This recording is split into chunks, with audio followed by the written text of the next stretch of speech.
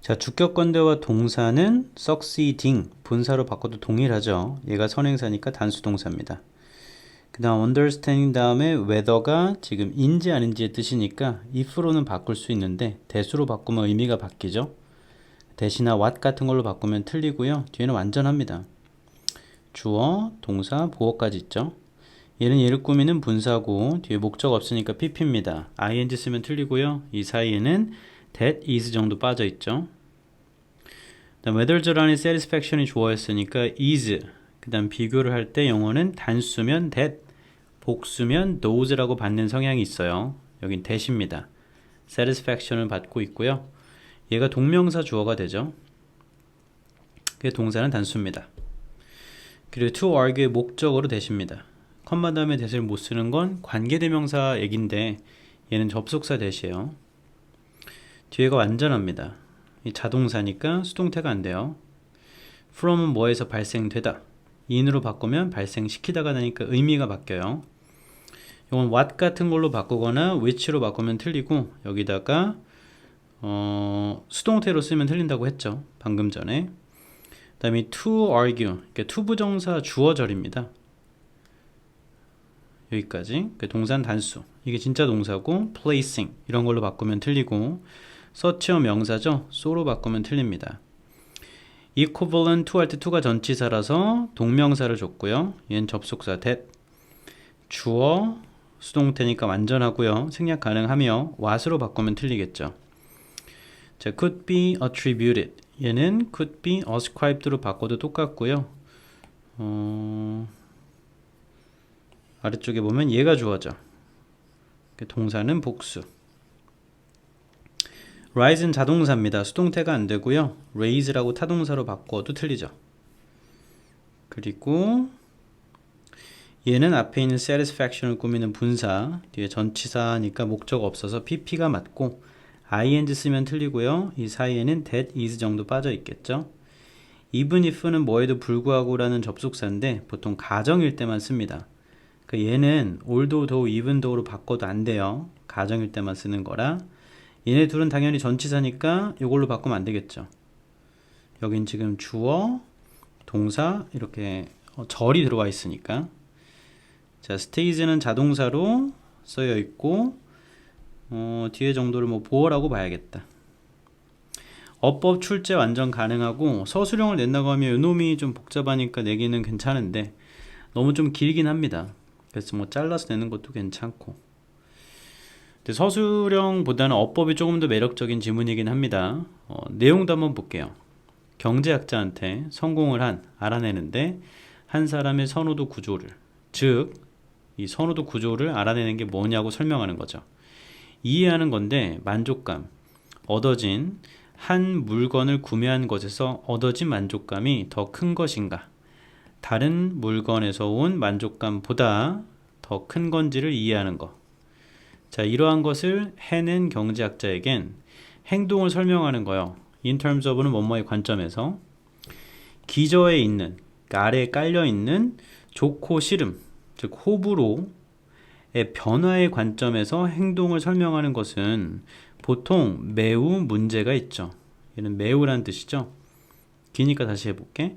경제학자는 한 사람의 선호도 구조를 알아내는 걸 성공한 사람인데 하나의 물건을 구매해서 온 만족감이 다른 거에서 온 것보다 더 큰 건지를 이해한 사람, 이런 사람한테는 행동을 설명하는 것이 좋고 싫음의 변화의 관점에서 행동을 설명하는 건 문제가 있어요. 주장하는 거 예를 들어 볼게. 베이비붐, 아이가 많이 출생이 된 거죠. 그런 다음에 그 출생률이 급격하게 하락한 겁니다. 버스트니까. 출산율의 급락이요 발생되었다라고 주장하는 거. 증가와 그런 다음에 감소에서 대중들의 타고난 기호, 아이에 대한 좋고 싫음이죠. 그게 올라가면 베이비붐, 떨어지면 베이비버스트 라고 주장하는 거, 뭐보다 변화라기보다 상대적인 가격, 비용이라고 해야겠다. 상대적 비용의 변화보다 안정적인 선호도의 배경에 대한 상대적인 비용의 변화보다 취향의 변화라고 설명한다고 하는 건 두저 사회과학자를 불안한 입지에 두게 됩니다. 이 사회과학자는 앞에서 말한 경제학자겠죠. 다시 해볼게요. 똑같은 말이에요. 예시니까. 출산율이 올라가고 출산율이 떨어지는 건 이건 사람들의 기호, 아이에 대한 타고난 기호가 올라가고 떨어지고 때문이야. 그러한 변하지 않는 거죠. 안정적이니까. 변하지 않는 선호도를 배경으로 상대적인 비용의 변화라고 보는 것보단 취향의 변화야 라고 보는 건 당연히 문제가 있다고. 앞에서 했던 얘기랑 똑같죠. 기호의 관점에서 보면 문제가 있다고 했잖아. 경제학에선 그러한 주장은 앞에 있는 겁니다. 기호의 관점에서 본다라는 거, 출생률에 관해서 이거 똑같은 거예요. 말하는 거랑. 사망률이 올라가고 떨어지는 게 그게 기인될 수 있다고. 증가해.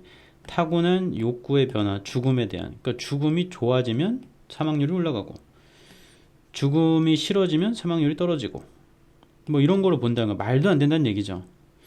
경제학자들에게, 한 경제학자에게 수입과 그 다음에 물가, 가격의 변화가 취향의 변화보다는요, 그게 출생률에 영향을 주는 거지. 수입이 올라가잖아, 예를 들어. 그럼 사람들은 더 많은 아이를 원해. 혹은 너가 나중에 알게 될 텐데 더 많은 만족감을 아이로부터 얻게 된대요. 심지어 그 사람들의 타고난 욕구가요, 아이에 대한 욕망이 똑같이 있다고 하더라도요. 글은 간단합니다. 처음부터 문제점을 지적해요. 다시 크게 정리해 볼게. 경제학자는 사람들의 선호도 구조를 알아내는 데 성공한 사람이거든. 어떤 거 사면 만족감이 다른 거 산 것보다 더 큰지를 이해한 사람. 행동을 설명할 때 그걸 좋고 싫음의 변화로 설명한다는 건 문제가 있는 거야. 이 아이가 많이 태어나고 아이가 출산율이 확 떨어지는 게 사람들이 아이에 대한 기호, 그러니까 좋고 싫음이 올라가고 떨어지고 라고 한다고 한다면, 라고 주장한다면, 그런 변동이 없는 선호도를 바탕으로 상대적인 비용의 변화라기보다는 이런 취향 문제로 본다면 문제가 있죠. 그러면 불안정한 입지에 두게 되는 거야. 경제학은 그러한 주장 있잖아. 출산율의 주장은 그렇게 말한다는 것. 즉 취향을 바탕으로 그렇게 주장한다는 건, 야, 그럼 사망률이 오르고 떨어지는 건 사람들이 죽음에 대한 욕구 변화의 증가 덕분인 거냐? 사람들이 죽음에 대한 욕구가 올라가면 증가하고 떨어지면 사망률도 떨어지고 이렇게 본다는 거야? 말도 안 된다는 거죠. 그러니까 이게 해결책 파트고 이 주제문입니다. 경제학자한테는 수입과 물가의 변화가요, 취향의 변화라기보다는 그게 출산율에 영향을 주는 거지. 수입이 올라가잖아? 그럼 더 많은 아이를 원해요. 심지어 그 원래 갖고 있던 욕망, 아이에 대한 그 기호도가 좋고 싫음이 똑같이 있더라도. 경제학자는 이렇게 설명하는 거지. 그러니까 너무 짧아서 삽입은 좀 힘들 것 같고, 제거 문제 정도는 괜찮을 것 같아. 그 삽입 뭐 내신이니까 낸다고 하면 요 문장도 괜찮고, 요것도 괜찮죠. 요 두 개. 아니, 얘도 좋다. Such an argument.